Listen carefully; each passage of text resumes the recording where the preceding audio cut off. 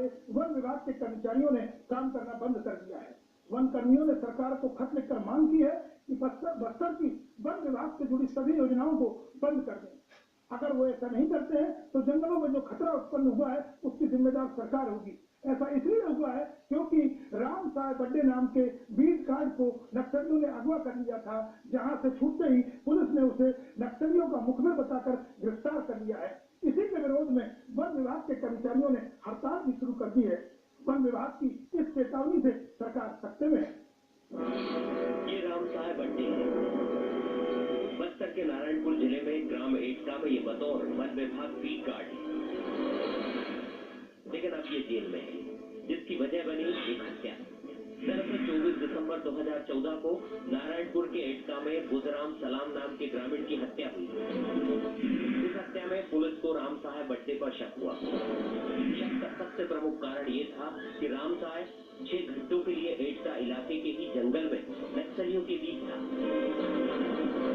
One कर्मियों का कहना है कि राम साय का नक्सलियों ने अपहरण किया था, लेकिन पुलिस की जांच कहती है कि राम साय नक्सलियों का मुखबिर, जिसकी बुधराम की हत्या मामले में मुख्य भूमिका थी।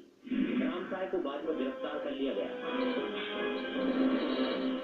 लेकिन वन विभाग के कर्मियों का कहना है कि राम साय के जैसे कई बीट गार्ड या स्टाफ का नक्सली अपहरण कर चुके हैं और कई को मौत के घाट भी उतार चुके हैं। अब इसके विरोध में वन विभाग कर्मियों की ओर से वन विभाग एसोसिएशन के अध्यक्ष उमेश सिंह ने छत्तीसगढ़ सरकार को खत लिखकर वन विभाग के सभी काम को बंद करने की मांग की है। तो उनके द्वारा और छत्तीसगढ़ वन कर्मचारी संघ ने यह आह्वान किया है कि जब तक हमें नक्सलाइटों से सुरक्षा प्रदान नहीं की जाती है तो हम लोग जो है अपना दूरस्थ वनांचल में कार्य करने पर अपने आप को असमर्थ पा रहे हैं और हम लोग कोई कार्य नहीं करेंगे।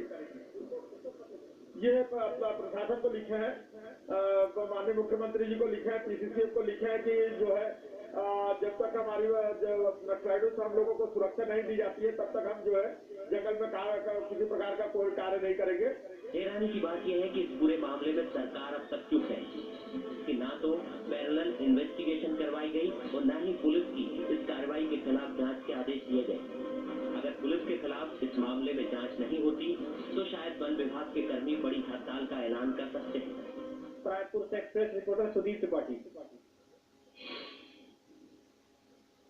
तो देखा आपने किस तरह एक लेटर ने छत्तीसगढ़ सरकार की परेशानी बढ़ा दी है।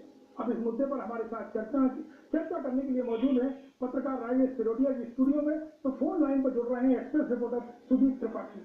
सुदीप, पहला सवाल ये स्थिति क्यों बनी है जो एक खत से सनसनी फैल गई?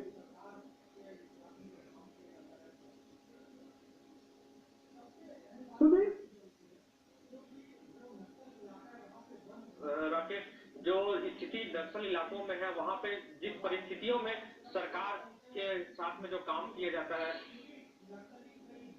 सबसे अहम बात यहाँ पे ये होती है क्योंकि जो नक्सल इलाका है वहां पे वन विभाग के कर्मचारी जिस तरीके से काम करते हैं उन पे खासा दबाव होता है। दबाव एक तरफ फोर्स का होता है और दूसरी तरफ नक्सलियों का होता है, क्योंकि नक्सली कई बार इस तरह की वारदातों को अंजाम दे चुके हैं। वो उनका अपहरण करते हैं, वो उनसे वसूली करने की धमकी देते हैं। इसके अलावा जो नक्सल इलाकों में लकड़ियों की तस्करी होती है उस पर भी नक्सलियों की नजर होती है, वो वहां से ठेकेदारों से पैसे वसूलते हैं। तो इन परिस्थितियों में जब इस तरीके से वन विभाग के कर्मचारी काम करते हैं, वहां पे नक्सल जंगलों की निगरानी करते हैं और उसके बाद उनका अपहरण हो जाए और उसके बाद पुलिस और उनको गिरफ्तार करके कार्रवाई करे, तो आमतौर पर जो स्टाफ है, जो कर्मचारी है, वो बौखलाते हैं। और वही इस तरीके से यहाँ पे जो आज घटना सामने आ रही है वो इसी का नतीजा है। जो राम साय बड्डे की बात की जा रही है वो एक बीट गार्ड था और उसका नक्सलियों ने अपहरण किया था, ऐसा वन विभाग के कर्मचारी बता रहे हैं। जी सुदीप, ये अपनी रिपोर्ट ने बताया है। इस जो वन विभाग के कर्मचारियों ने जो खत लिखा है, इस चेतावनी को सरकार कितनी गंभीरता से ले रही है? सरकार का पक्ष क्या है इसमें?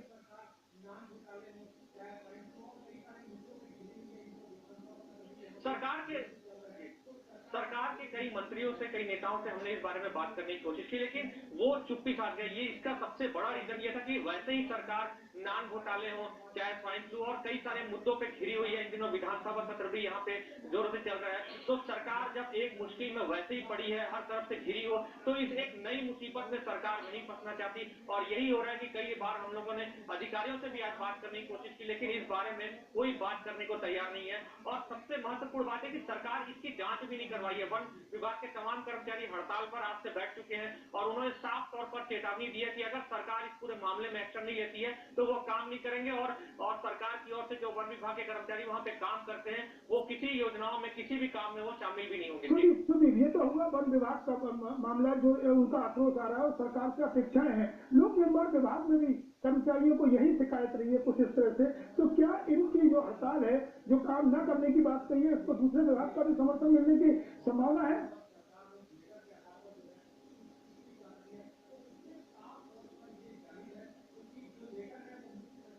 समर्थन की बात तो मैं दावे से नहीं बोल सकता, लेकिन जो लेटर, जिस लेटर को लेकर बवाल खड़ा हुआ है और सरकार ने उस लेटर के आधार पर जो है चुप्पी साध ली है, तो उससे साफ तौर पर ये जाहिर है, क्योंकि जो लेटर है वो मुख्य सचिव तक को लिखा गया है। सरकार, मुख्यमंत्री और तमाम अधिकारियों को वो लेटर भेजा गया है और ऐसी स्थिति में उस पर चुप्पी साध लेना ये एक अपने आप में ही बड़ा सवाल खड़ा करता है। क्योंकि अगर सरकार इस पूरे मामले में ध्यान नहीं देती है तो आने वाला वक्त बताएगा। क्योंकि जो बस्तर जो इलाका है वहां पे सरकार के ओर से जो है वन विभाग के बहुत सारे प्रोजेक्ट चल रहे हैं। क्योंकि जो वनस्थली है वहां पे उसकी सुरक्षा करना और वहां पे जो योजनाओं पर क्रियान्वयन करना वो एक नई जिम्मेदारी होती है सरकार की। बस्तर का विकास मुख्यमंत्री कुछ दिन पहले। थोड़ा आपको रोकना चाहूंगा, हमारे साथ मौजूद है राजेश जी।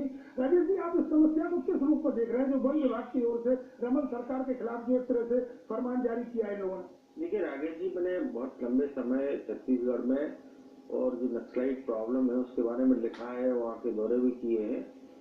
छत्तीसगढ़ में जो नक्सलाइट का जो मुख्य टकराव है वो पुलिस से है। वन विभाग से उनका टकराव यदा कदा ही हुआ है। वैसे नॉर्मल कोर्स में होता नहीं है। जो भी कुछ घटनाएं हुई हैं वो सिर्फ पुलिस के मुखबिर होने के संदेह में कभी हुआ है। लेकिन जो परसेप्शन होता है, जो परसेप्शन जो है वहां पर वो ये है कि वन विभाग का बहुत अच्छे तरह से उनसे मिली भगत होती है। ये बात भले ही कोई वन कर्मियों की अपनी हड़ताल अपनी जगह है, हाँ। लेकिन वन कर्मी वहाँ पर नक्सलाइट से सीधा पंगा नहीं लेते और न नक्सलाइट उनको छिड़ते हैं। वहाँ पर सीधा पुलिस और वर्सेस नक्सलाइट का मामला चलता है। लेकिन राजेश जी, सवाल जो उठ रहा है कि सरकार चुप्पी चाहते हैं, वन विभाग का अमला अगर अपनी बात कह रहा है तो कहीं लगना चाहिए ना कि इस तरह से कोई सरकार को भी एक बात बहुत अच्छे से पता है कि जो वनांचल का इलाका है छत्तीसगढ़ का, जहाँ पर नक्सलाइट का कब्जा है, सरकार को भी बहुत अच्छे से पता है कि वहाँ एक पैरेलल सरकार, समानांतर सरकार नक्सलवादियों की चल रही है और वहाँ पर वन कर्मी कोई काम करें या न करें या कहें या नहीं करें, उनको पता है कि वहाँ पर कोई काम नहीं होता। इस पर हमारी नजर रहेगी। सुधीर, आपका बहुत बहुत धन्यवाद। तो अब देखना होगा कि सरकार इस चेतावनी से कैसे निपटती है। फिलहाल एक्सप्रेस एजेंडा में वक्त एक छोटे से ब्रेक के बाद देखेंगे कि छतरपुर में नेशनल हाईवे पर नेताओं ने जमाया कब्जा।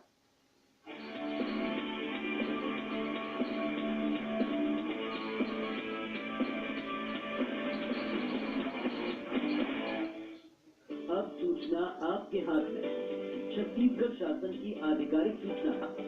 समाचार के साथ साथ विभाग और जिलों की जानकारी पाएं अब अपने मोबाइल पर। आईफोन मोबाइल धारक